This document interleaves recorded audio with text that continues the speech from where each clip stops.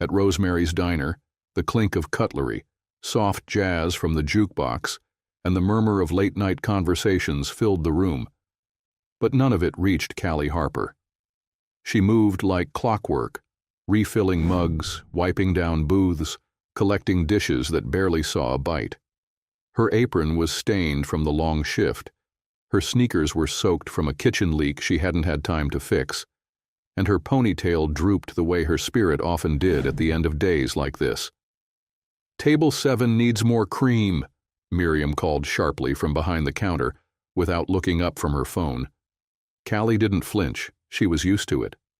"On it," she said softly, grabbing a tiny pitcher from behind the coffee machine. She walked the short path to the corner booth, her gaze flicking up for a moment, and stopped. He was new. An elderly man sat alone at the booth, shoulders hunched, a worn tan coat wrapped tightly around him despite the warmth inside. His hat was old, the brim slightly frayed, and his shoes, Callie noticed, were polished, though clearly aged. Something about him didn't quite match. No one else seemed to notice him. Or if they did, they dismissed him with a glance. He looked up as Callie approached, and for a second their eyes locked. His were tired, but kind, deep with something she couldn't name. Regret, maybe, or memory. "Would you like some coffee?" she asked, her voice soft but steady. "Yes, please," he replied, voice worn with time but smooth, like he hadn't forgotten how to speak gently. As she poured, a group of young professionals at the bar laughed too loudly. One of them nudged another and nodded toward the old man. "Wonder what he's doing here. Probably looking for a free meal." One whispered just loud enough for it to sting. Callie glanced at them, then back at the man. His hands, though veined and thin, rested neatly on the table. Dignified. He didn't seem to hear the comment, or maybe he did and chose not to show it. "I'll be back with your pie in just a moment," she said, smiling. "No charge tonight. It's the end of the day and it would just go to waste otherwise." His brows lifted. "You sure?" "I'm sure," she nodded, already walking toward the counter. Miriam narrowed her eyes as Callie plated the last slice of peach pie. "We're not a shelter, Harper." Callie kept her tone even. "It's about to be thrown out. I'd rather it warm someone up than hit the trash." "You're not paid to be Florence Nightingale." "I'm not paid much at all," Callie replied under her breath. She returned to the table and placed the pie gently in front of him. He smiled, a warm, genuine curve that made something in her chest shift. "You didn't have to do that," he said. "I know, that's why I did it." There was a pause. "Callie," she said, introducing herself, offering her hand. He looked down at it, surprised, then shook it. "Walt. You new in town, Walt?" "Something like that." "Passing through?" "Maybe." She tilted her head, curious, but didn't push. There was something deliberate in his vagueness. Not secrecy exactly, more like privacy earned. "Enjoy your pie," she said, and turned to check on the other tables. For the next hour, Walt stayed in that booth, sipping his coffee slowly, savoring each bite like it was the first proper meal he'd had in a while. He didn't ask for anything, didn't say much. But when Callie passed by, he'd meet her with a nod or a small smile, like they shared a quiet understanding. When the diner thinned out, Beth slid onto a stool near Callie as she refilled sugar caddies. "That old guy still here?" Beth asked. "Yeah. Why?" Beth lowered her voice. "He's been coming in the last couple nights, real quiet. Miriam doesn't like it, thinks he's casing the place." Callie frowned. "That man isn't looking for trouble. He just looks like he's carrying something." Beth gave her a look. "Callie, you always try to save everyone. You need to save yourself first." Callie smiled weakly. "Maybe someday." A little after midnight, Walt stood, pulled out a few bills, crisp to Callie's surprise, and tucked them neatly under the saucer. "Thank you, Callie," he said, voice full of quiet gratitude. "You're welcome back any time." He nodded once and walked out into the rainy Charleston night. When Callie went to clean the table, she lifted the saucer and stopped.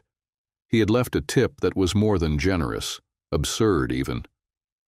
3 crisp $20 bills beneath a $2 coffee cup. Her eyes widened. "Walt," she whispered, looking out the window, but he was already gone. She held the bills for a moment, unsure what to feel. Gratitude? Confusion? A tinge of guilt? Before she could fully process it, Miriam's voice rang out from the kitchen. "You better not be pocketing cash under the table. I see anything funny? You're gone." Callie closed her eyes, breathed. It was a tip, Miriam. He doesn't look like he can afford to tip. Probably stole it. Callie turned, meeting Miriam's glare. Maybe the problem isn't him. Maybe it's how you see people. Silence. It wasn't a dramatic moment. No one clapped, no violins played. Just a long, uncomfortable quiet as Miriam turned back toward her office, muttering under her breath. Callie cleaned the table slowly, thoughtfully. The diner felt emptier than usual. Her eyes drifted to the booth where Walt had sat. Something about him stuck. She didn't know his story. Didn't know why his eyes held that kind of sadness, or why his hands trembled slightly when he reached for the pie. But she knew this. There was more to that man than worn shoes and an old coat. She just didn't know that the next time she saw him, her entire life would change. The next morning, Charleston's streets shimmered under a golden sunrise, but inside Rosemary's Diner, the mood was as flat as yesterday's coffee. Callie moved behind the counter with practiced rhythm, her face calm, but her eyes distant. The night before lingered in her mind like a melody she couldn't stop humming. Walt's quiet smile, the untouched pie tin, the cash folded neatly beneath the saucer. She hadn't told anyone about the tip, not even Beth. Something about it felt personal. Like it wasn't just money, but a message. A thank you from someone who rarely got the chance to say it. She'd almost convinced herself it had been a strange one-time thing, until she looked up. There he was. Same tan coat. Same thoughtful eyes. Walt stood just inside the door, scanning the room. He saw her and smiled, tipping his head slightly as if to say, "Good morning." Beth leaned in, whispering, "Well, look who's back." Callie smiled softly. He came back. Miriam noticed, too. She stepped out from the kitchen, lips pursed, arms crossed. "He doesn't need to be here every day. He's not paying rent." Callie grabbed a mug and moved toward Walt's table before Miriam could say more. "Back for round 2?" she asked, pouring his coffee. Walt nodded. "Couldn't stop thinking about that pie." She smiled. "You know, most people rave about our shrimp and grits, but I guess pie works too." He chuckled. "Pie reminds me of my wife. She made a peach pie that could stop wars." There was something in the way he said it, warmth layered with a flicker of pain. Callie slowed. "She's not with you?" He shook his head, eyes drifting to the window. "Passed about 10 years ago." "I'm sorry," Callie said quietly. He glanced at her, voice softer now. "You remind me of her. She was kind, even when it didn't make sense." Callie's throat tightened. Compliments were rare in her world. This one sat heavy. Before she could respond, the door chimed again. A tall man walked in, crisp navy suit, leather shoes, a phone glued to his ear. He looked like he didn't belong in a diner. Not because of how he dressed, but because of how little he noticed the space around him, like it didn't matter. "Yeah, I'm here now," the man said into his phone, eyes scanning the room. "It's as rundown as you said. Can't imagine why Dad would even bother coming here." Callie paused mid-pour. The man caught her looking. Their eyes met. He hung up and gave her a polite, calculated smile. Coffee? Black? Sure, she said, turning to grab a mug. Something about his tone put her on edge. He was polite, but like it had been taught, not earned. Beth appeared behind her. That's Grayson Chandler. Callie blinked. Who? Grayson Chandler, Beth repeated, as in Chandler Properties, hotels, resorts, country clubs, big money. Callie looked over her shoulder. If it's not too much trouble. Never is. He walked slowly to the corner booth, settling in like someone returning to a favorite spot. Familiar. Safe. As she poured his coffee, her hands hesitated for a split second. Walt, can I ask you something? His eyes lifted. Of course. Do you know Grayson Chandler? There was a pause, a noticeable one. Walt didn't look surprised, but something behind his expression shifted, ever so slightly, like a page turning silently. I've met him, he said carefully. Callie studied him. He warned me to stay away from you. Walt chuckled under his breath. Did he now? Should I be worried? He sipped the coffee, letting the warmth sit on his tongue before answering. Only if you think kindness is dangerous. Callie folded her arms. That's not an answer. Walt looked up at her then, really looked. Some people can't tell the difference between protection and control. Grayson, he believes he's doing the right thing. He always has. But sometimes when you're raised around power, you forget what real people look like. Callie sat down across from him, breaking her own rule about never sitting during a shift. She kept her voice low. So you do know him. Really know him. Walt nodded slowly. Yes. Callie waited, but he didn't offer more. She didn't press. Instead, she asked, Why this diner? Why me? Walt leaned back in the booth, hands folded in front of him. Because people like you are rare. You look people in the eye. You don't serve coffee. You serve presence, kindness, attention. And these days, that's a currency richer than anything Chandler Holdings has.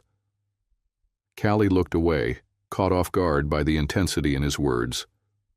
Then the bell over the door jingled again. Grayson. Again.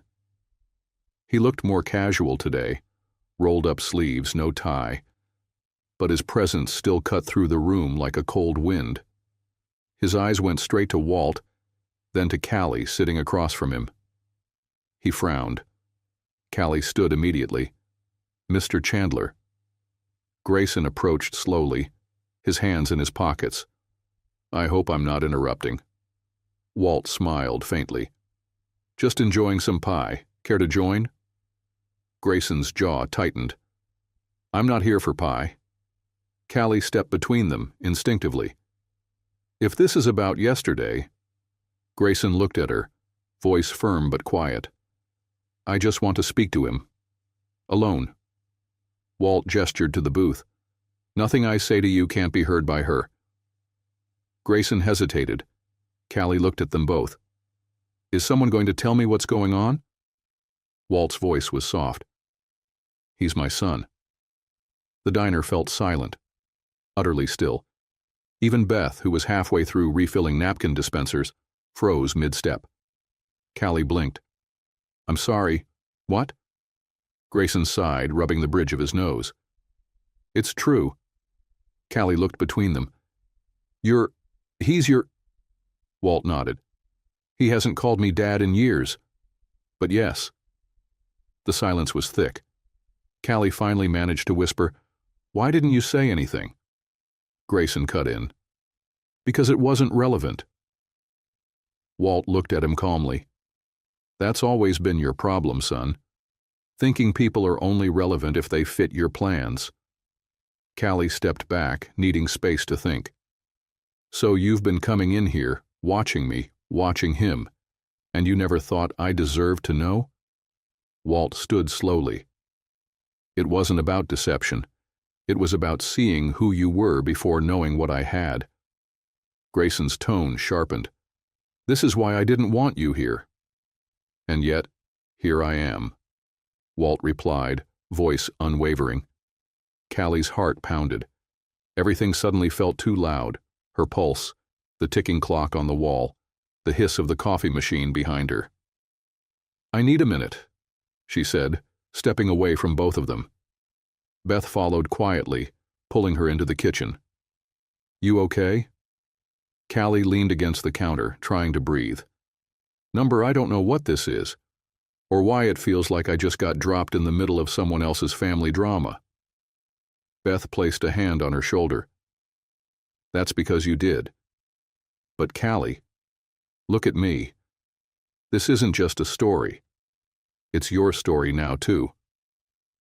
Callie looked back toward the diner floor, where 2 generations of Chandlers stood frozen in a conversation they'd clearly never had. And in the middle of it all was her. She wasn't sure what would happen next, but something told her the pie had only been the beginning. The next morning, the sun rose soft and slow over Charleston, casting a golden shimmer on the windows of Rosemary's Diner. Inside, the world didn't feel so gentle. Callie stood behind the counter, her hands wrapped tightly around a chipped mug of coffee that had long gone cold. She hadn't slept much, maybe an hour, maybe 2. She had replayed Walt's words 100 times. "He's my son." She hadn't even known she was holding her breath until Beth placed a hand on her shoulder. "You're quiet," Beth said. Callie didn't look up. "I'm trying to figure out what just happened to my life." Grayson now sat at the far corner of the diner, tapping his phone with impatient fingers. "What's he doing here?" she whispered. "No idea, but he owns half of Charleston's waterfront and a quarter of downtown." Callie returned with his coffee, setting it gently on the table. "Here you go." Grayson didn't look up. "Thanks." She walked away, unsettled. Walt, still at his booth, watched the interaction with quiet amusement. He stirred his coffee slowly, eyes lingering on Grayson. Callie returned to Walt. "Do you know him?" Walt's gaze didn't move. "I know of him." "You think he's here for business?" "Grayson Chandler's always working, even when he pretends not to be." There was something in Walt's voice again, measured, knowing, but Callie didn't push. The lunch crowd rolled in, tables filled. The smell of fried okra and biscuits floated through the air. But the energy was different, tighter, like the walls had shrunk a little. Miriam stood by the register, eyes darting between Walt and Grayson. "You'd think with those shoes he'd be eating somewhere with cloth napkins," she muttered. Callie's jaw clenched. "Maybe he likes places that feel real." "Or maybe he's scouting a new parking lot," Miriam replied. It was mid-shift when Walt stood. Callie moved quickly to intercept. "Leaving already?" He smiled gently. "Got a few things to tend to." "Come back tomorrow," she said without thinking. He looked at her, surprised. "You want me to?" "Yes," she said, then caught herself. "I mean if you want to." "I do." He turned, but not before slipping something into her hand, another folded 20. She opened her mouth to object, but he was already gone. Beth sidled up. "That man's got secrets." "Maybe," Callie said quietly, tucking the bill into her apron.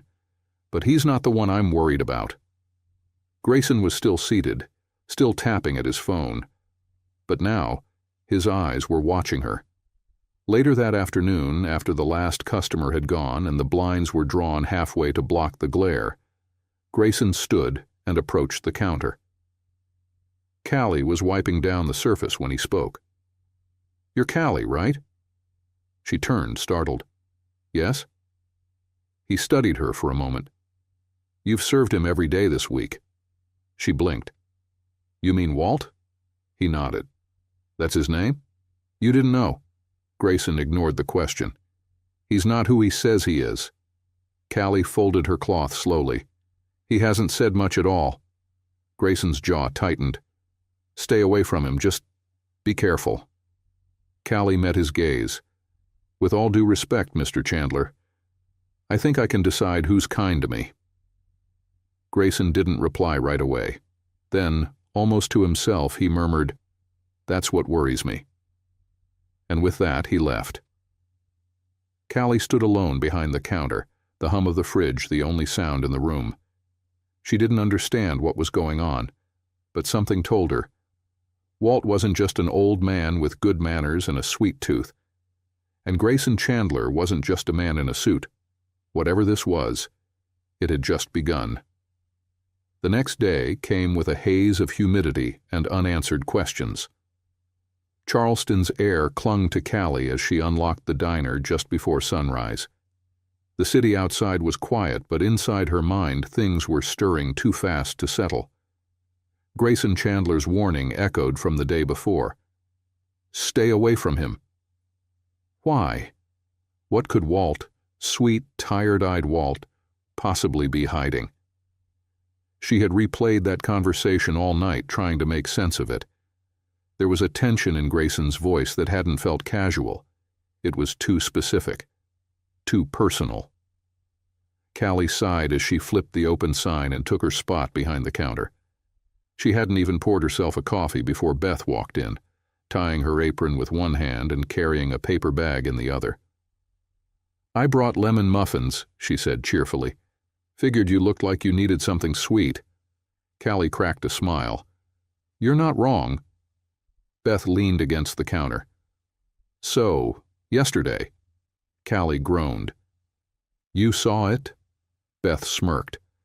Grayson Chandler's not exactly easy to miss, especially when he's glaring at you like he's 2 seconds from issuing a lawsuit. "I wasn't doing anything," Callie said, voice rising slightly. He warned me. About Walt." Beth raised an eyebrow. "Walt? The same guy who tips you more than Miriam pays us in a week? That Walt?" Callie nodded, her thoughts still tangled. "Grayson said he's not who he says he is." "Well, he hasn't really said who he is at all, has he?" Beth replied, picking up a muffin. "But neither has Grayson, and that man is wearing a watch worth more than my mortgage." Callie opened her mouth to respond, but the bell above the door chimed. Walter. He stepped inside, coat a little more worn today, hat in hand. He looked around, and when his eyes landed on her, they softened instantly. "Good morning, Callie." "Hi, Walt," she said, smiling in spite of herself. "You want your usual booth?" Beth leaned in closer. "I've seen a lot of things behind that counter, but never a billionaire walking in and telling a waitress to stay away from his father." Callie finally glanced at her. "It's insane, right?" Beth gave a slow, knowing nod. It's complicated, and it's not done." Callie tried to smile, but it felt forced. "Walt's been coming here like he's just some guy trying to finish a slice of pie." "He is just some guy," Beth said. "Even if his son owns half of downtown Charleston." Callie stared down into her cup. "He chose not to tell me who he was. I don't know if I should feel hurt or honored." Beth was about to respond when the diner bell rang. Walter. He stepped inside quietly, hat in hand again, but his shoulders seemed heavier this morning. Callie's heart twisted. He offered her a soft nod as he made his way to his usual booth. She hesitated only a second before grabbing a clean mug and heading over. "I wasn't sure you'd come back," she said. Walt looked up, his expression unreadable. "Neither was I."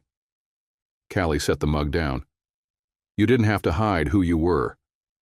"I didn't hide," he said gently. "I waited." "For what?" "To see if you'd still look at me the same way."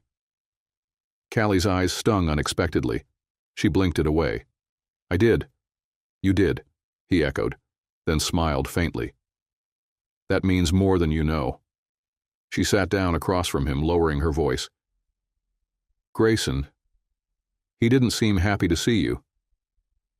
Walt let out a breath. "Grayson hasn't been happy to see me in a long time. We lost each other years ago, somewhere between boardrooms and expectations." Callie folded her hands on the table. "You came here for a reason." Walt looked her straight in the eyes. I came to see who my son was becoming, through the eyes of someone unfiltered, someone who didn't know my last name. Callie's heart knocked hard against her ribs. And what did you see? I saw a man who has everything, and almost nothing. Just then, the diner door opened again. Grayson. This time, his energy was different. No phone, no suit. Just a navy polo, dark jeans, and an expression Callie couldn't quite read. She stood automatically, unsure what to do. Grayson walked toward her, but paused a few feet away. Can we talk? Callie glanced at Walt, who simply nodded. She led Grayson toward the back patio, the quietest corner of the diner. The air outside was warm, the soft buzz of morning traffic drifting in from the street. Callie crossed her arms. I'm listening, she said. Grayson leaned against the railing, avoiding her gaze at first. Yesterday got tense, I'd say. He looked up finally. I wasn't trying to hurt you. You called him a threat. I didn't call him anything, Grayson said quickly. I just didn't want you involved in something that isn't yours to fix. Callie stepped closer. You don't get to decide that. Walt made me feel seen when no one else did, and I think he came here hoping you'd do the same. Grayson looked away, jaw tightening. He left, not just the company. He walked out on everything. Callie's voice softened. Maybe he walked away because he was tired of being invisible. He didn't respond.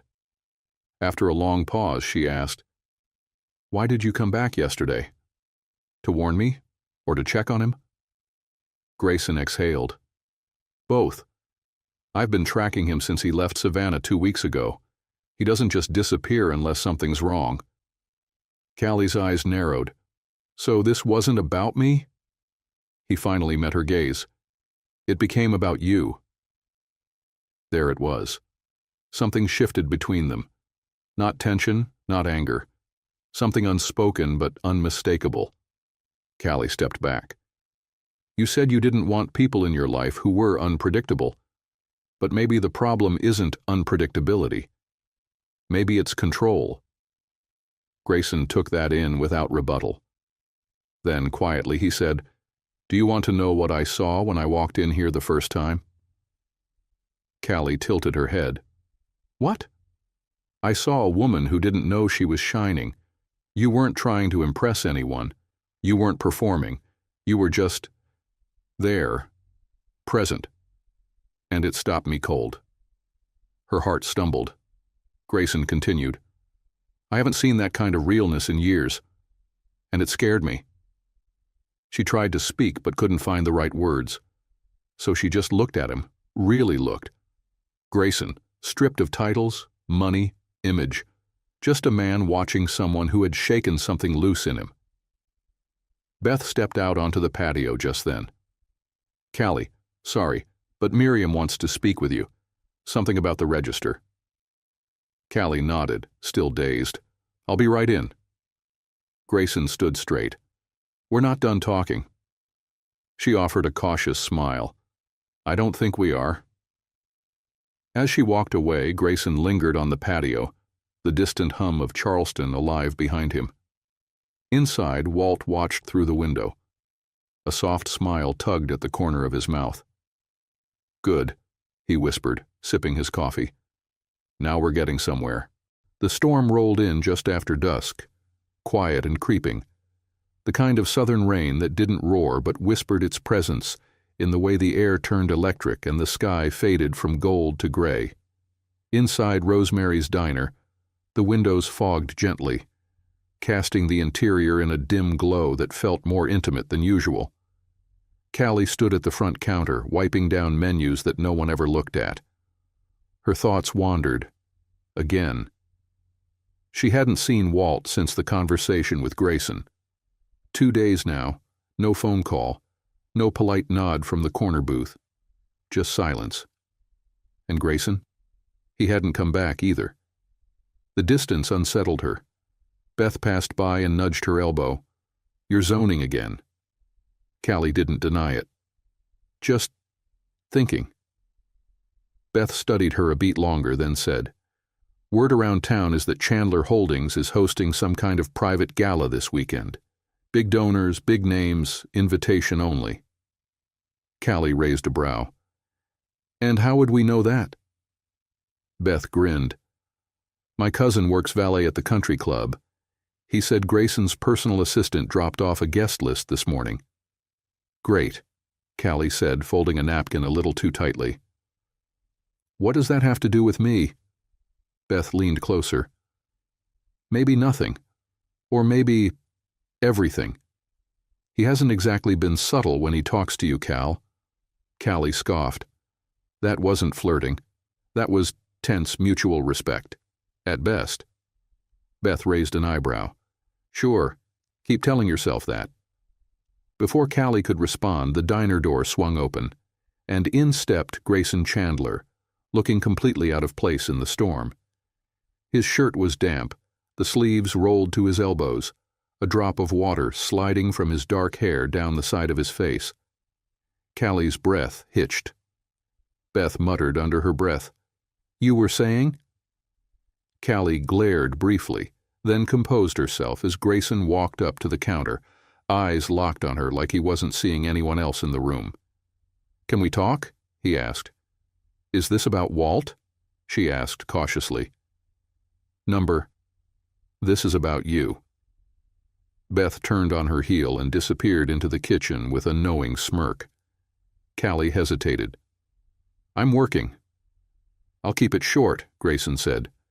5 minutes. That's all I'm asking. She gave a reluctant nod and led him to the quiet corner booth, the same one where Walt had always sat. It was empty now, but it carried memory like perfume. Grayson slid into the booth across from her. For a moment neither of them spoke.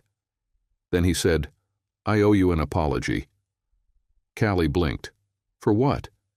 For doubting your instincts, for assuming you'd take advantage of him, of me. She crossed her arms, bracing herself. You were protecting your family. I was protecting my image, he corrected. There's a difference. The rain tapped gently against the glass beside them. Callie looked at him, waiting. I saw something in you the first day I came here, he continued, but I didn't know how to trust it, or you, or myself. Callie softened slightly. You think saying that makes up for treating me like I was part of a threat? Grayson leaned forward. Number, but I hope it's a start. There was a beat of silence. Then she asked quietly, Why now? He reached into the inner pocket of his jacket and pulled out a small white envelope, placing it between them on the table. What is this? An invitation. She stared at him. To the gala, he added. I want you there. Callie blinked, stunned. You want me at a black-tie billionaire soiree? He nodded, serious. Not because I'm trying to impress anyone, but because you deserve to be seen. She let out a shaky laugh. Grayson, I don't own a dress that costs more than my light bill. He smiled gently. I already sent something to your apartment. A gift. It's not about the dress, it's about what it means. She looked at the envelope, untouched on the table. Why me? She whispered. Grayson's voice lowered. Because when you spoke to my father, you weren't performing. You listened. You cared. You didn't know who he was, and you still treated him like someone worthy. Callie swallowed. That's just being human. Then we need more humans like you. The words sat heavy between them, delicate and powerful. She picked up the envelope slowly, running her finger along the seal. You're asking me to step into your world. No, he said. I'm asking you to let me show you mine. Her gaze flicked up to his, uncertainty swirling in her chest. And after that? That's up to you. Beth peeked out from the kitchen and quickly ducked back in. Callie caught it out of the corner of her eye and laughed softly. You're causing a scene. Grayson smiled. Let them watch. Callie looked at the envelope again, then tucked it into her apron. I'll think about it. That's all I wanted. He stood, his presence lingering like the scent of clean rain, and with one last glance at her, turned and walked out into the storm. Callie sat alone at the booth, heart racing in a way she hadn't felt in a long, long time. Whatever this was, it was unfolding faster than she could catch her breath. And part of her didn't want to. The gown didn't feel like it belonged to her. Callie stood in front of the full-length mirror in her tiny apartment, staring at the reflection of a woman she barely recognized. The dress was midnight blue, floor-length, with a delicate off-shoulder neckline that skimmed her collarbone like it had been stitched with intention. It shimmered when she moved, catching the light with a quiet elegance that made her heart ache. It had arrived that morning, boxed and folded with care, delivered by a well-dressed driver who handed it over with a smile and a card that read simply, "I'll be waiting. G." Now, standing barefoot in her living room, her breath caught as she tried to imagine herself stepping into Grayson Chandler's world. A black-tie gala. People with last names that owned buildings. The kind of crowd that didn't take kindly to outsiders. Beth sat on the couch behind her, cross-legged, sipping coffee like she was watching the first 10 minutes of a drama she couldn't look away from. "You look like you walked out of one of those glossy magazines," Beth said, eyes wide. "I mean this dress. It's serious, Cal." Callie looked at her own reflection and shook her head. "It feels like I'm playing dress-up in someone else's life." "No," Beth said, standing up and walking over. She placed both hands on Callie's shoulders. "It feels like your life finally caught up to how good your heart's always been." Callie's eyes misted unexpectedly. "What if I don't belong there?" "Then you'll be the only one in the room who doesn't care," Beth replied. "And that's your superpower." There was a knock at the door. Callie's stomach twisted. She opened it slowly. Grayson stood there, not in a suit, but in a tailored charcoal tuxedo, simple, elegant, understated in the way only old money could pull off. No tie, just an open collar and that same impossible calm he always wore like armor. His eyes scanned her, and for a moment he didn't speak. Then he said, almost like a confession, "You look breathtaking." Callie flushed. "You clean up okay yourself." Beth waved from the living room. "Y'all go before I start crying." Grayson extended his hand. "Ready?" Callie hesitated for half a breath, then placed her hand in his. Not even close. But she smiled anyway. The car ride to the gala was quiet, not awkward, just careful. Like both of them knew the night was heavy with possibility. Or risk. The venue was the Charleston City Estate, a historical mansion restored into an event hall, its marble steps lit by soft lanterns, chandeliers glowing from inside like captured stars. As they pulled up, camera flashes flickered faintly near the entrance. Paparazzi, maybe. Society photographers. Callie couldn't tell. Grayson stepped out first, then turned and offered his hand again. The moment she stepped out, the hum changed. People turned. Not because she looked out of place, but because she didn't. She walked beside him, back straight, heart pounding, her fingers locked in his. Like she belonged there. Like she'd always belonged. Inside, the music swirled, classical and delicate, with violins rising like a heartbeat. Guests in designer gowns and tuxedos sipped champagne under grand arches, their conversations a mix of business, society updates, and perfectly rehearsed small talk. "Smile if it helps," Grayson whispered. "I'm smiling because I can't believe this is real," she replied. "You'll believe it soon enough." A tall woman with crimson lipstick and a backless emerald dress approached them. Her gaze flicked over Callie in a single, precise scan. "Grayson," she said with a slow smile. "You're late." He nodded politely. Regina, you look punctual. Regina's eyes didn't leave Callie. You brought someone. Callie extended her hand before she could second-guess herself. Hi, I'm Callie. Regina took it with a smile that didn't quite reach her eyes. How charming. A fresh face. There was something in her tone that wasn't quite kind, but wasn't quite cruel either. It was layered, like lace hiding glass. Grayson gently guided Callie away. Ignore her. That's just Regina being Regina. She's your former almost everything, he said. Callie laughed under her breath. Comforting. Grayson stopped near the back terrace, where the music was quieter and the crowd thinner. I didn't bring you here to parade you, he said. She turned to him. Then why did you? His expression softened. Because I wanted you to see what I see. A room full of people trying to impress each other. And then you, not trying at all, just being. And somehow you make them all look smaller. Callie's throat tightened. You don't even know me. I'm learning, he said gently, and what I've seen so far, I don't want to look away from. They stood in silence for a moment, the city lights winking in the distance. Then a voice cut through. Well, well, look who's climbed the ladder. It was Regina. Again. She held a champagne flute, her tone light but her smile sharp. I didn't realize waitresses were on the guest list now. Callie stiffened. Grayson's jaw tensed. But before he could speak, Callie stepped forward.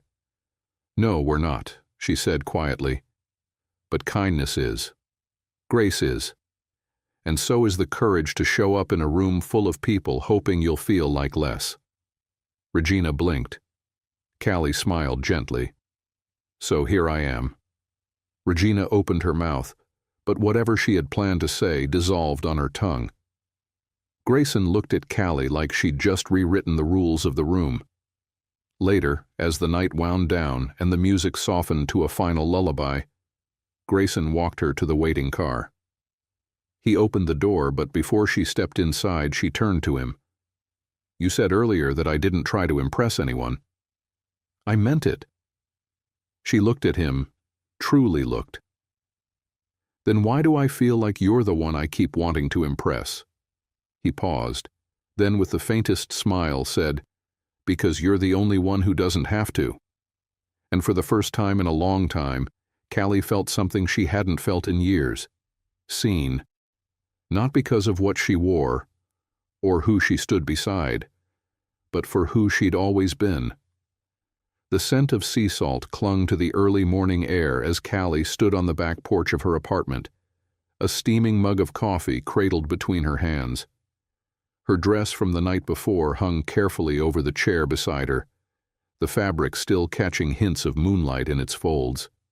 She hadn't slept. Every time she closed her eyes, the gala played back in full detail. The soft strings of the orchestra, the chandelier glinting like ice, the warmth in Grayson's eyes when he told her she didn't have to impress him. And Regina. That smile. That comment. I didn't realize waitresses were on the guest list now. Even now, the words pressed against her chest like a weight she couldn't quite shake. Her phone buzzed on the porch railing. Unknown number. She hesitated, then answered. Callie Harper? Yes? This is Mr. Sloan, Grayson's assistant. He asked me to extend a formal invitation for brunch this afternoon at the Magnolia Estate. Noon sharp. Callie blinked. The Magnolia Estate? Yes, ma'am. Mr. Chandler's family home. She paused. Is he going to be there? Yes, as will Mr. Walter Chandler. Her heart skipped. Thank you, she said, unsure of anything except the pounding in her chest. I'll be there. She ended the call and stared at the phone like it might take the words back. Beth appeared in the doorway, still in her pajamas, hair tied up messily. You're going to the Magnolia Estate? I guess I am. Beth grinned. Girl, You are on Chapter 3 of the best Southern love story ever written."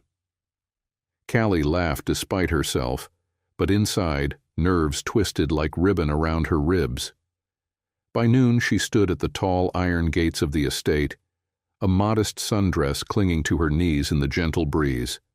The gates opened slowly, revealing a path lined with oak trees draped in Spanish moss, leading to a stately white mansion with columns that looked like they held up the sky. She was led through the foyer, all polished wood and light-filtered windows, to a garden terrace in the back where brunch was set beneath a sprawling magnolia tree. Walt sat at the table, already pouring tea into fine china. Grayson stood beside him, hands in his pockets, the afternoon sun warming the edge of his jaw. Walt looked up and smiled. "There she is." Callie walked toward them, feeling strangely like she was stepping into a story written long before she ever knew the first page existed. Grayson pulled out her chair. "Thank you," she said, settling in. The table was simple but beautiful. Fresh fruit, warm croissants, eggs, and a pitcher of lemonade that glowed like sunlight. "You clean up nicely in the daylight, too," Walt said with a wink. Callie laughed. "Don't let the dress fool you. I was still folding napkins 2 hours ago." Walt looked at Grayson. "She's got timing like your mother." Grayson's expression softened. She had a way of making people feel like they belonged, no matter where they were. Callie felt the shift in the air, the way Grayson's voice dropped, the silence that followed. "She would have liked you," Walt said to Callie. "She believed in warmth over status, said money only buys you comfort, not character." Callie glanced at Grayson, who met her eyes with something tender and slightly haunted. "Your mom sounds like someone I wish I'd known." "She's the reason I left the company," Walt said gently. "After she passed, the boardroom started to feel like a place full of numbers, not people. I needed to remember who I was." Callie nodded slowly. "So you came to a diner."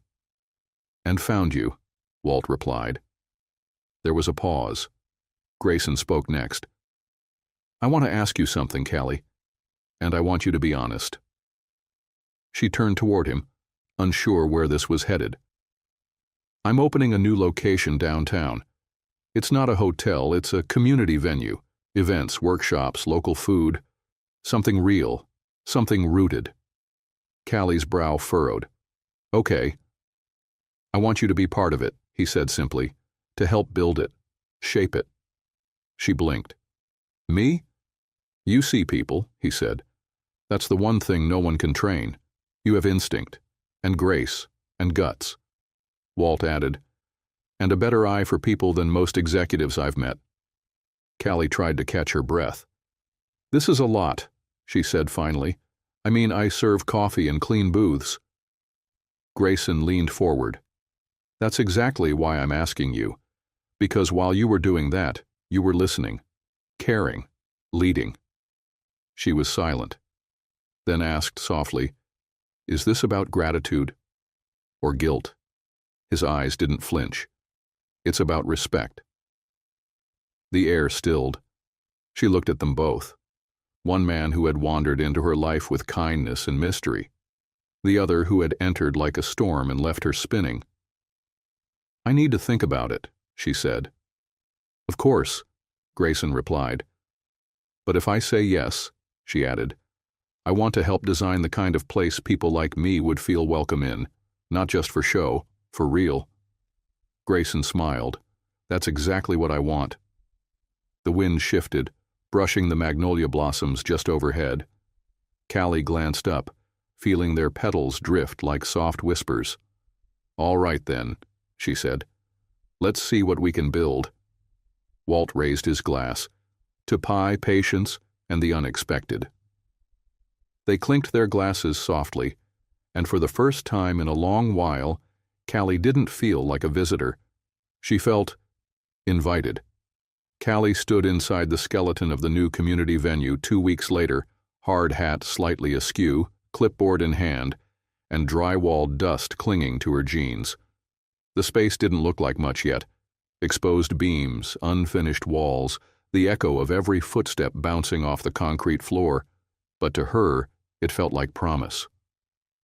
Grayson watched her from a few feet away, arms crossed, amusement tugging at the corner of his mouth. "You're taking this way more seriously than I expected," he said. She glanced over her shoulder. "That's supposed to be a compliment?" "Absolutely," he replied. "I was worried you'd say yes and then panic." "I did panic," she said. "Just privately. In my bathtub, with a pint of ice cream." He laughed, the sound surprising her. It wasn't polished or calculated. It was real. It was warm. She turned back to the space, motioning to the open layout. "We can open this wall, let light pour in, make the kitchen half exposed so people feel connected to the food. And I want booths in the back for privacy. Some folks don't like being on display when they're just trying to get a sandwich and some peace." Grayson stepped closer. "You're thinking about everything."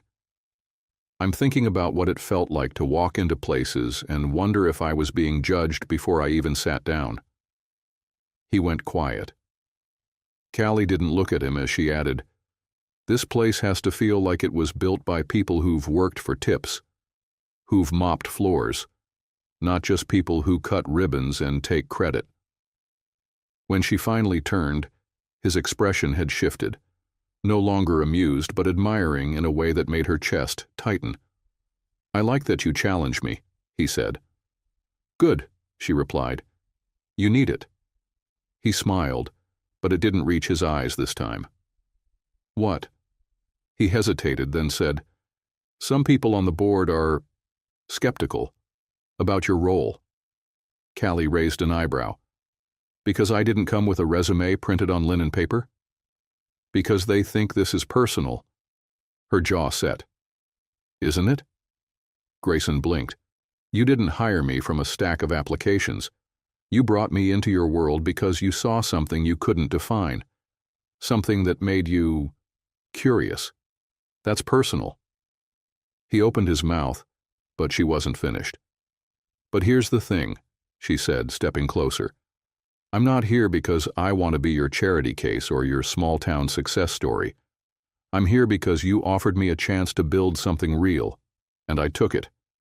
So if they've got doubts, they can come see the space when it's done." Her voice had gone steady now, strong, not loud, but firm in a way that settled deep into the room. Grayson's eyes softened. "You're right." A pause. "I don't want to mess this up," he added quietly. She tilted her head. "The project?" He shook his head. "You." The words hung in the air, delicate and undeniable. She didn't answer. Not because she didn't feel something too, but because something had shifted in that moment, and neither of them knew what to do with it. Before anything else could be said, a voice called out from the front entrance, "Mr. Chandler?" They both turned. A young woman in a sharp beige suit walked in briskly, holding a clipboard and phone in one hand. Her heels clicked against the unfinished floor like punctuation marks.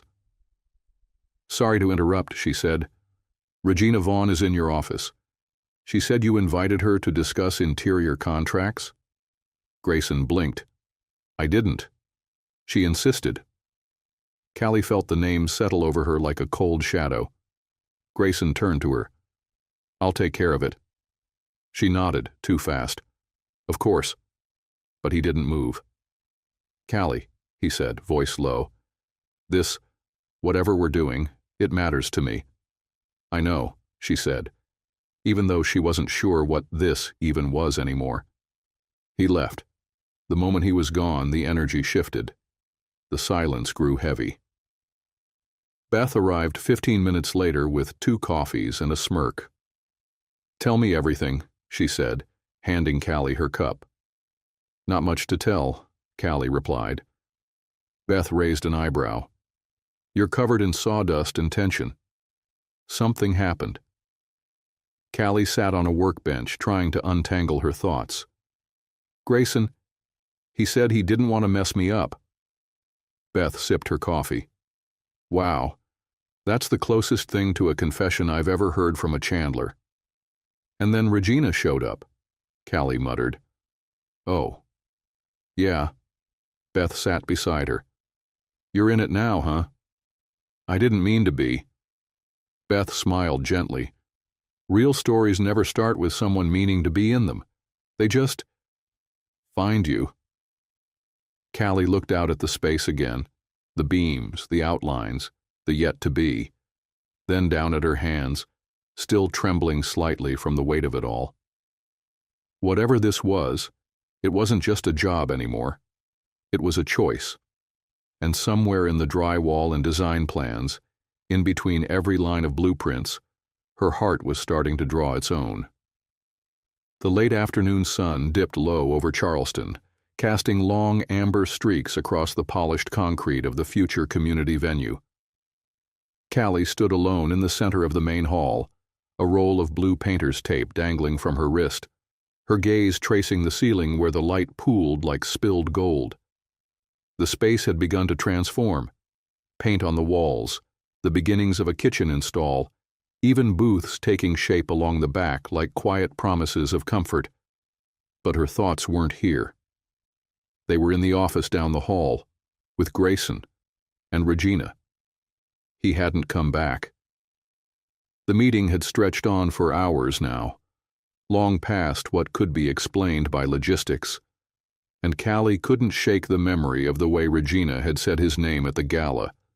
Possessive, familiar, like she already had the ending written. A soft knock echoed behind her.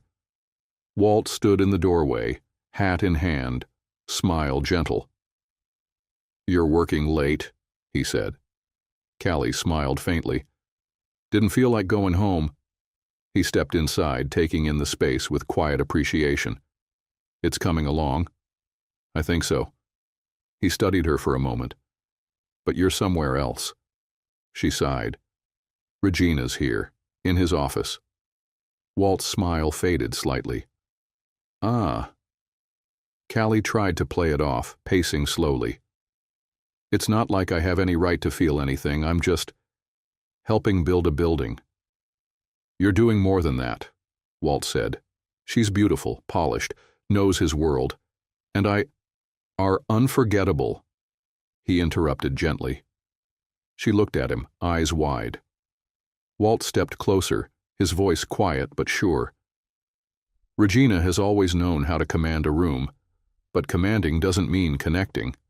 And Grayson, he's never looked at her the way he looks at you." Callie swallowed hard.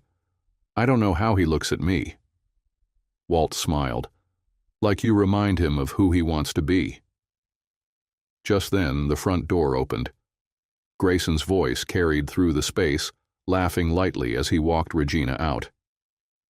Callie couldn't make out the words, but the sound of it made her stomach twist. Walt gave her a look that said, "Take your time," and quietly stepped out the back. Moments later, Grayson entered the hall, loosening the collar of his shirt, distracted, until he saw her. His smile faltered, replaced by something more cautious. "Hey," he said. Callie didn't move. "Long meeting." "Longer than I planned," he admitted. She wouldn't stop talking about marble countertops. "Of course." He tilted his head. "Is something wrong?" She took a breath. "You didn't mention she'd be part of this project." "She's not," he said quickly. "She's persistent. And you're accommodating." The words slipped out sharper than she intended. Grayson frowned. "Callie, this isn't what it looks like." "Then tell me what it is," she said, stepping toward him. "Because from where I'm standing, it looks like I'm just the girl who gets the coffee and sweeps the dust while Regina makes the decisions." He looked stunned. "That's not true." "Then why was she in your office all afternoon? Why does she still have a key card to your world, while I'm still waiting to find out if I'm even supposed to be here?" Grayson was quiet for a beat. Then, voice low, he said, "Because I don't know how to balance it yet." She stared at him. "I didn't expect you." he added. I didn't expect to care what you thought, or feel the need to protect something that wasn't business. He stepped closer, but she didn't move. You walked into my life like it wasn't locked, and somehow you opened doors I didn't even realize I had closed. Her voice was barely above a whisper. So what now? He reached for her hand, slowly, like asking permission. When she didn't pull away, his fingers closed around hers. Now I ask you to stay, to keep building this. Not just the space, but whatever this is. Callie blinked back tears she didn't expect to feel. What if I get in too deep? Grayson smiled faintly. I think you already are. Her breath hitched. But for what it's worth, he added, so am I. They stood in the glow of the evening light, surrounded by unfinished walls and possibility. Then a sudden clatter interrupted them, a tray of nails slipping from a table nearby. A young maintenance worker crouched down quickly, embarrassed. Sorry, he called out. My hand slipped. Callie instinctively walked over, kneeling beside him. No worries, she said gently, helping him pick them up. Everyone drops something sometime. The young man, maybe barely 20, looked at her, grateful. Most people don't say that. They just stare like I don't belong here. She smiled. Well, I know that feeling too well. As she stood and returned to Grayson, he looked at her with something like awe. What? She asked. He shook his head. Nothing. Just watching you be exactly who you are. She smiled, eyes wet but bright. And for the first time since stepping into Grayson Chandler's world, she didn't feel like she was standing on someone else's ground. She felt like she was planting her own roots.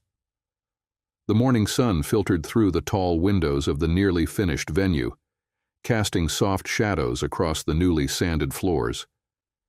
It was quiet, too quiet, the kind of stillness that made Callie feel both proud and unsettled. She sat at the counter of the half-finished cafe space, staring at the folder in front of her. Inside was the finalized proposal, her vision on paper, layout designs, event concepts, local hiring plans. It was all there, neat and structured, ready for the board's approval. And yet, her fingers wouldn't let go of the edge. Something in her gut told her that things were shifting again, just beneath the surface. The front door creaked open. Walt walked in slowly, a small white envelope in his hand. Callie stood to greet him, surprised. Hey, everything all right? He gave her a quiet smile. Grayson asked me to bring this to you. She reached out and took the envelope, eyes scanning the handwritten note on the front. To Callie, from Hattie. Her heart paused. She looked up. Your wife? Walt nodded gently. She wrote it a few months before she passed. I found it in a box when I moved out of the main house. Thought it was time someone else read it. Callie held the letter to her chest for a moment. Thank you. Walt gestured toward the window seats. Mind if I sit with you? They settled by the far wall, sunlighting Walt's silver hair like a halo. Callie unfolded the paper carefully, her hands trembling slightly. The ink was faded, but the handwriting was elegant. The voice, even on the page, felt warm. If you're reading this, you're probably someone my son never saw coming. And that's exactly why I wrote it. Grayson has a good heart, buried beneath ambition and armor. He learned to lead with his mind, because the world made him believe his heart wasn't safe. So when you show up, and you will, please don't be perfect. Be honest. Be real. Be someone who challenges him to be more than numbers and legacy. And if you can love the broken parts of him the way I always hoped someone would, then I will rest easier, even from far away. Callie blinked back tears, her breath catching in her throat. She sounds like someone I would have adored, she whispered. Walt smiled, his voice a soft ache. Everyone did.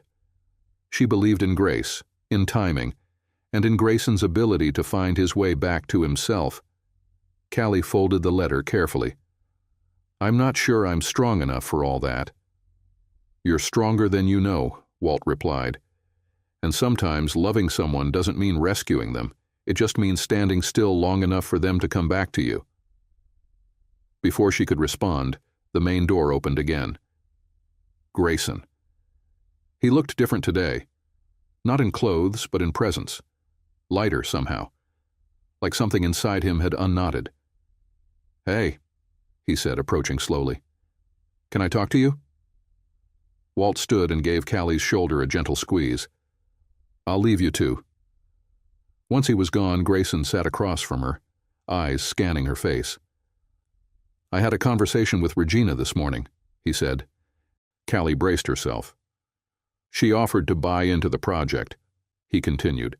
"She said it would make the board more comfortable, that they'd rather see someone established involved." Callie nodded slowly. "Let me guess, you said yes." "No," he said. Her head snapped up. "I told her no," he repeated, "because I don't want this place to be built on appearances. I want it built on truth.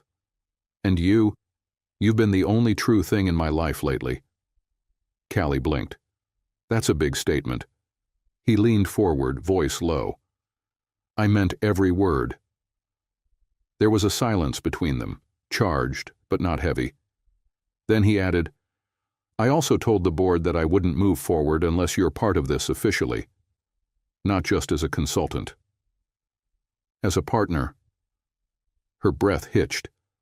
"Grayson, you've earned it. Every square inch of this place has your heart in it. And I'd be a fool to pretend otherwise." She looked down at the table, then back at him. "I read the letter. From your mom." Grayson froze. "She saw this in you," Callie said. "The version of you that listens, that chooses presence over control." His eyes glistened.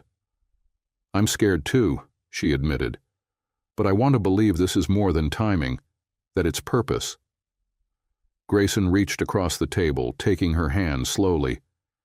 "Then let's build something that matters. Together." She nodded, the moment full and quiet, and everything neither of them had dared to hope for. Outside, the wind stirred the magnolia trees, their blossoms whispering promises into the fading afternoon. And for the first time, Callie didn't feel like she was following someone else's path. She was standing at the beginning of her own. The venue was just days away from opening. The final touches were happening all around Callie, paint touch-ups, floral deliveries, tables being polished until they gleamed under the warm lights. It should have felt like triumph. But instead there was a hum beneath her ribs she couldn't quiet. Grayson had been distant all morning. Not cold, not unkind, just somewhere else. His smile was slower, his calls shorter. Every time she tried to ask if something was wrong, he'd wave it off with a quick "just busy" or "board meetings." But something was off. She could feel it in the way he didn't quite meet her eyes. And then came the email. It arrived mid-afternoon as she was organizing the cafe menus, her tablet buzzing against the countertop. The subject line, URGENT, Project Ownership Inquiry. The sender, Charleston Business Journal. Callie opened it frowning. "We're preparing a piece about Chandler Development's upcoming community initiative and would like to confirm the details regarding Ms. Harper's title and financial involvement. Our sources have provided conflicting information. Some suggest she was a temporary consultant, while others claim she was removed from the project entirely due to internal concerns." She read the line again. Removed from the project.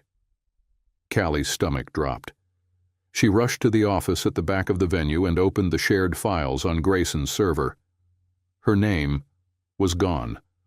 The draft presentations now listed Regina Vaughn under Brand and Community Vision.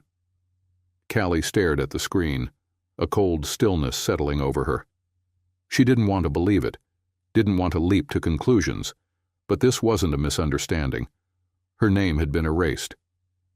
She stood there, heart racing, when the office door opened. Grayson stepped inside, surprised to see her. "Hey," he said, smiling faintly. "Didn't expect you back here." Callie turned, holding the tablet like a question mark between them. "Is there something you need to tell me?" He blinked. "What?" She clicked the screen and held it up. Silence. Then his shoulders dropped, just barely. "It's complicated." "No," she said, voice cracking. "It's actually really clear." "Callie, the board—" "Don't," she said quickly. "Don't make this about them. You said I was your partner, that this was ours." "It was," he said, voice low. "But they needed someone with legacy ties, someone who could back it financially long-term. Regina stepped in to replace me, to stabilize things." Callie laughed, sharp and soft all at once. "You didn't even talk to me, you just cut me out." "I was trying to protect the project," he said. She took a step back.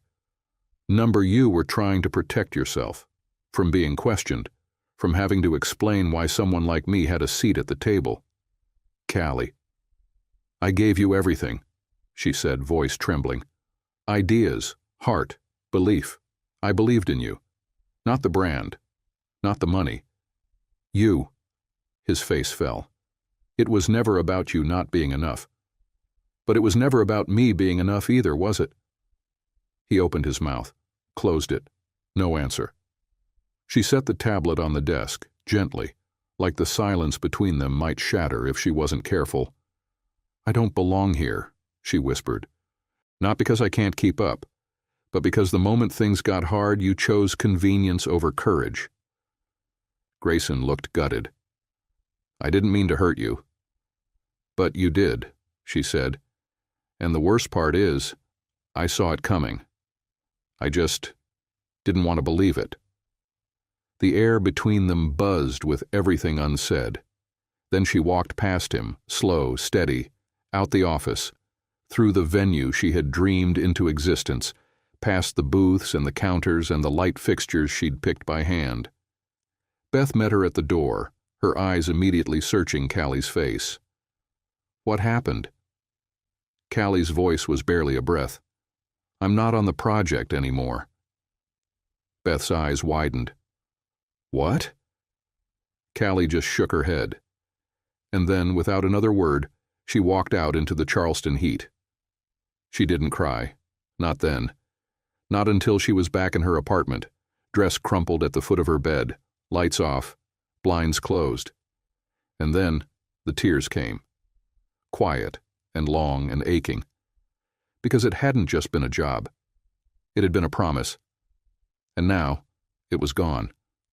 The following morning, the city moved like it always did. Cars easing down cobblestone streets, shop doors unlocking, sunlight spilling across the harbor. But for Callie, everything felt still. She sat in her kitchen, her hands wrapped around a coffee mug she hadn't touched. The silence was louder than the quiet. Her phone buzzed twice. Grayson. She didn't answer. She couldn't. Not yet. He had made a choice. And it wasn't her. A soft knock interrupted the stillness. She opened the door slowly to find Walt standing there, dressed in a simple cardigan, his eyes full of concern. He held a brown paper bag in one hand. "I brought blueberry scones," he said gently. "Beth said they're your favorite." Callie's lip twitched at the corners, but no smile came. She stepped aside and let him in. He placed the bag on the counter and pulled out 2 scones and a thermos. "I made tea, too. My wife used to say tea doesn't fix a broken heart, but it can give it something warm to hold on to." Callie sat across from him and stared at the steam rising from her cup. "He replaced me." "I know," Walt said quietly. She looked up. "You knew?" "I didn't know until yesterday, but I felt it coming." The pain in her chest ached deeper. "Why didn't you stop it?" "Because this was his decision to make, and his to regret." Callie's throat tightened. "It wasn't just a job, I believed in it. In him. I let myself believe that I could belong in a world that was never built for someone like me. Walt reached across the table, resting his hand lightly over hers. That's the thing about belonging.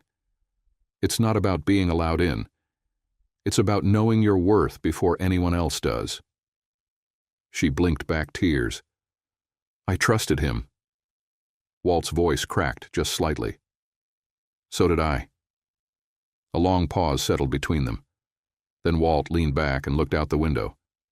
He's scared, he said. I don't care, Callie replied, but the words felt thin even as she said them. You do, Walt said. You care because you saw who he could be, not just who he was. That's not weakness, Callie. That's clarity. She looked away, fighting the wave building in her chest. It just hurts. It's supposed to, he said, because it mattered. Her phone buzzed again. This time, a text. Grayson, Callie, I know I broke something. Please let me explain. It wasn't what it looks like. Please. She stared at the message, then placed the phone face down. I don't know if I can forgive him, she whispered. You don't have to, Walt said, but don't silence your voice just because he didn't know how to protect it. Callie stood abruptly, crossing to the window. The street below bustled with life, people carrying groceries, walking dogs, heading somewhere, moving forward.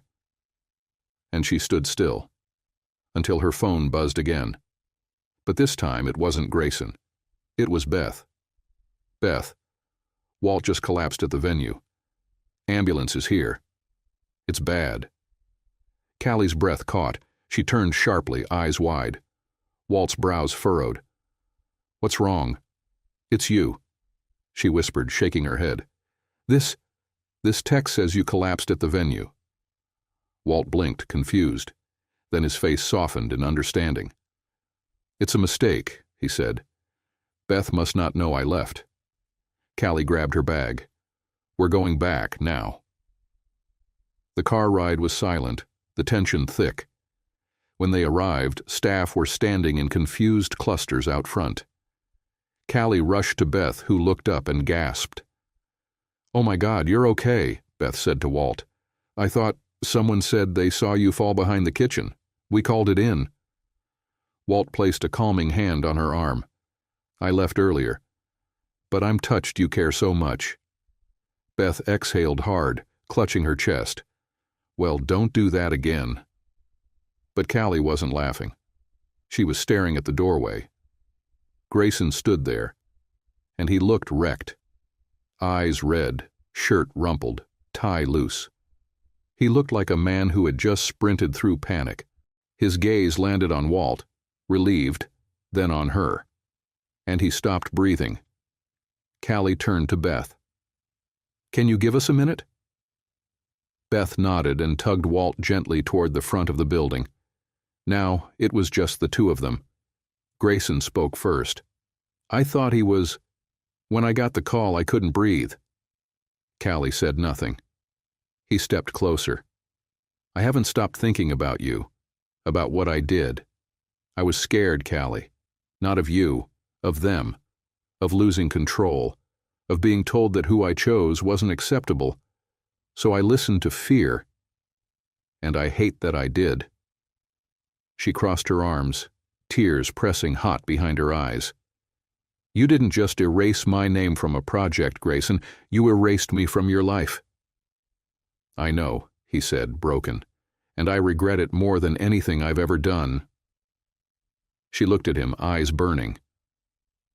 You said I didn't have to impress you, that I was the one thing that didn't need polishing. But when the pressure came, you folded and pushed me out to make room for comfort.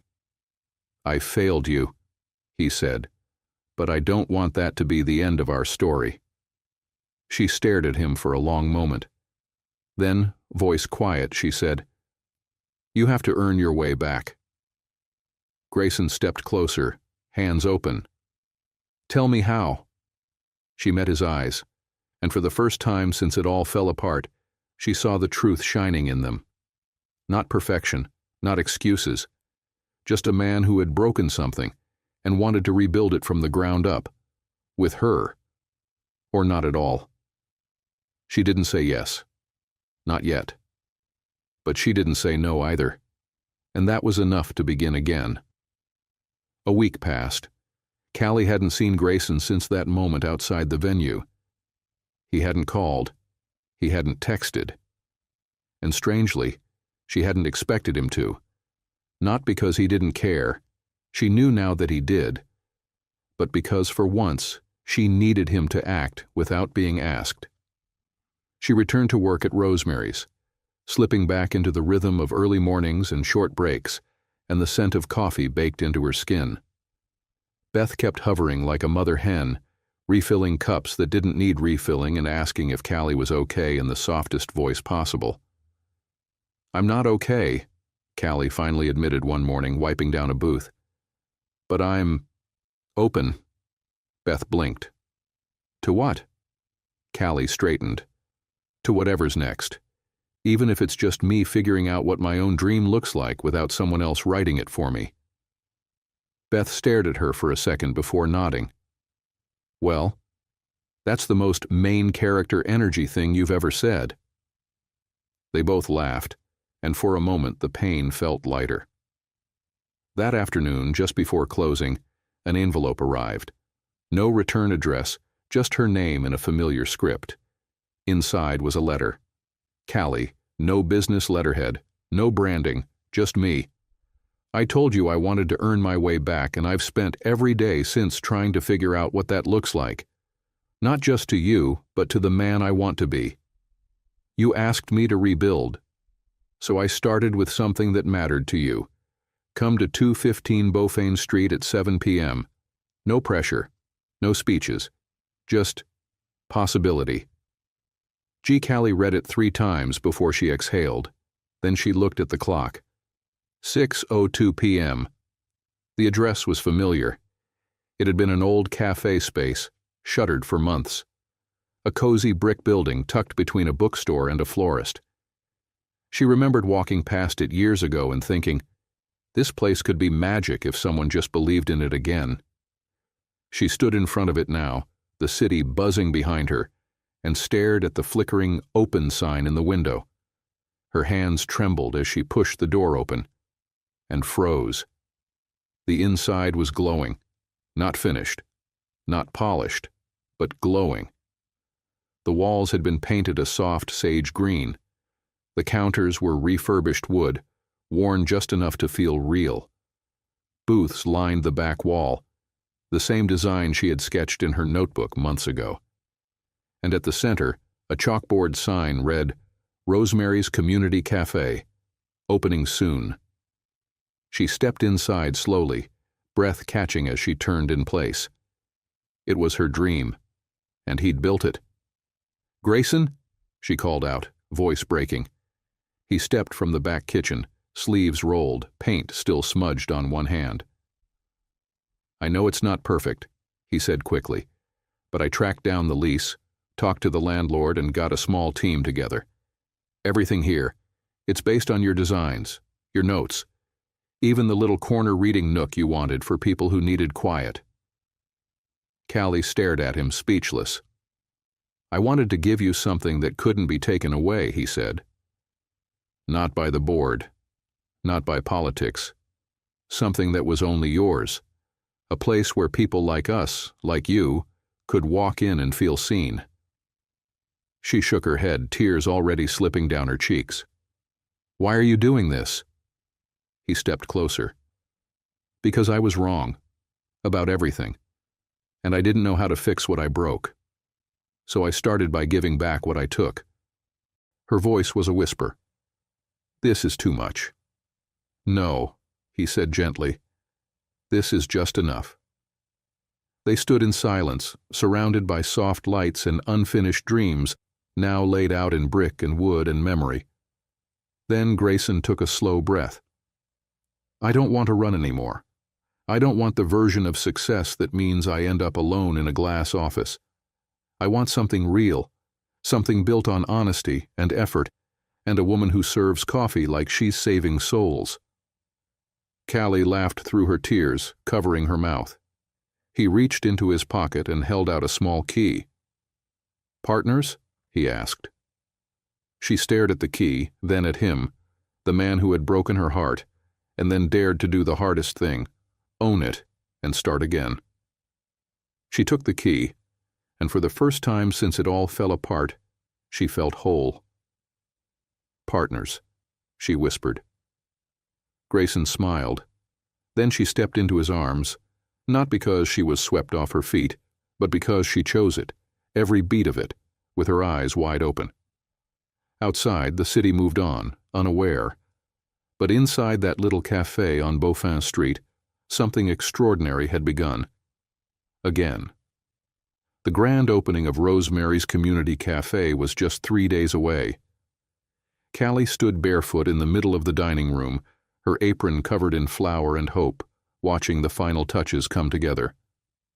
The scent of fresh paint had finally been replaced with cinnamon, vanilla, and coffee beans. Natural light poured in from the front windows, bathing the room in a soft golden warmth that made everything feel like home. Everything inside had a story. The booths, donated and refinished by a retired carpenter who had read about the cafe in the local paper. The mismatched mugs, each one contributed by someone in the neighborhood marked with a name or memory. The chalkboard menu above the counter, hand-lettered by Beth, whose steady hands had never been trusted with anything artistic until now. Callie touched the corner of one booth gently, tracing the wood with her fingertips. She could feel her heart in every inch of this place, and it hadn't come easy. Beth appeared in the doorway, holding 2 steaming cups of coffee, and wearing a grin that had a little too much knowing in it. "Morning, boss." Callie rolled her eyes. "We're not doing that." "Oh, we are doing that," Beth said, handing her a cup. "I've waited months to call you boss. Let me have this." Callie laughed and took a sip, letting the heat settle her nerves. "I'm still not used to it, this place being mine." Beth leaned against the counter. "It's not just yours, it's you." Before Callie could respond, the door chimed softly. She looked up, expecting maybe another volunteer or a vendor. But it was Grayson. He stood there, holding a large white envelope in one hand and something behind his back in the other. He looked like a man both confident and humbled, the kind of man who had let life shake him and still chose to show up anyway. Callie straightened, brushing flour from her apron. "You're early," she said. "I'm learning to show up before it's too late," he replied. Beth took the cue and vanished into the kitchen, giving them space.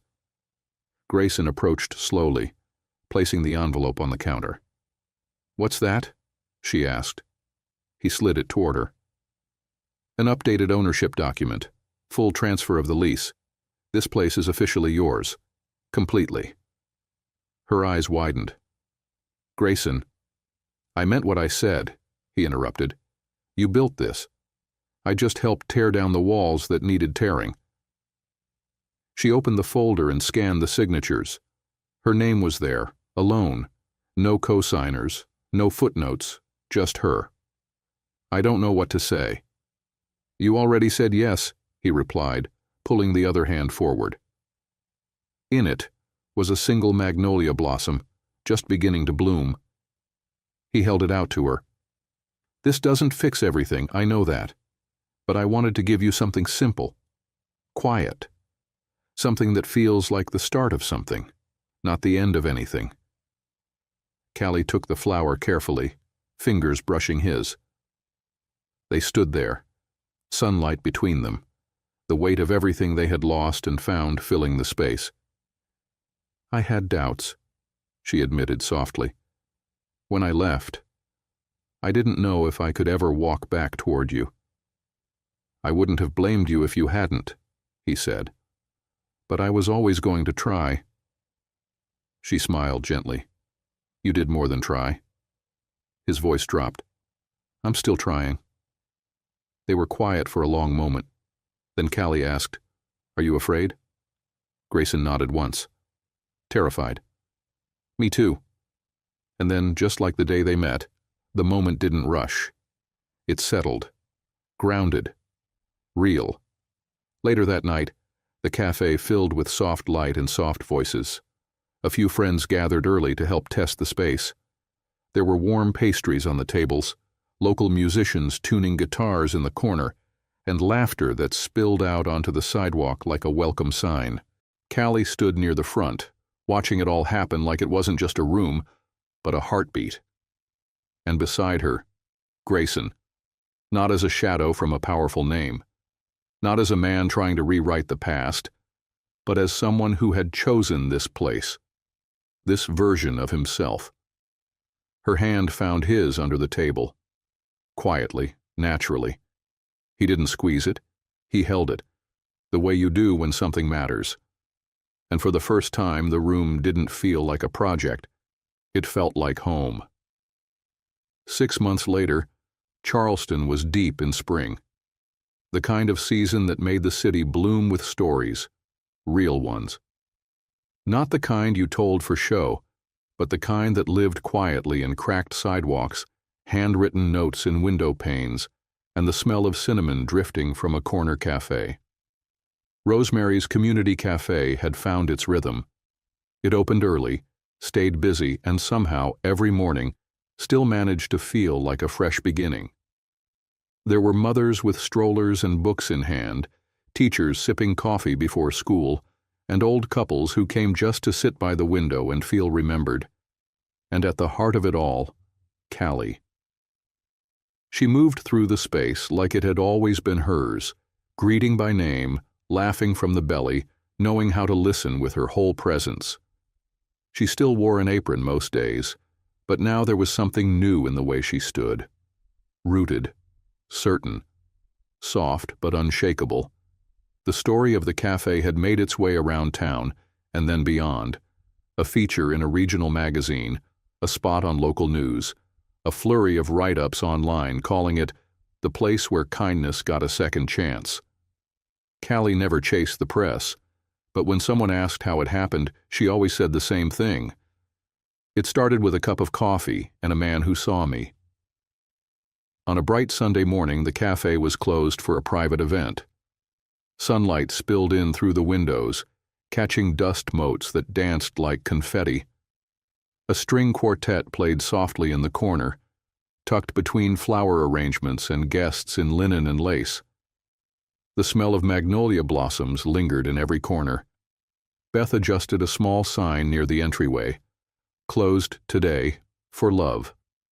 She turned toward the back room where Callie stood in front of the mirror, adjusting the delicate lace along the neckline of her ivory dress. "You ready?" Beth asked, voice tender. Callie looked at her reflection, eyes clear, hands still. "I think I've been ready for a long time," she whispered. Beth smiled. "You know, you're the only bride I've ever seen carry herself like she's walking toward herself, not just someone else." Callie turned, emotion thick in her throat. "That's because I'm not losing anything. I'm just adding." "Exactly." The ceremony was simple. Walt walked her down the aisle. He wore a navy suit and the softest expression anyone had ever seen on him. He whispered just before they stepped into view, "Your mother would have adored this." Callie squeezed his arm, her voice shaky. "Thank you for walking me toward someone who finally saw me." The crowd was small, just close friends, family, and a few cafe regulars who had somehow become both. There were no grand gestures, no sweeping speeches, just a kind of stillness that felt like truth.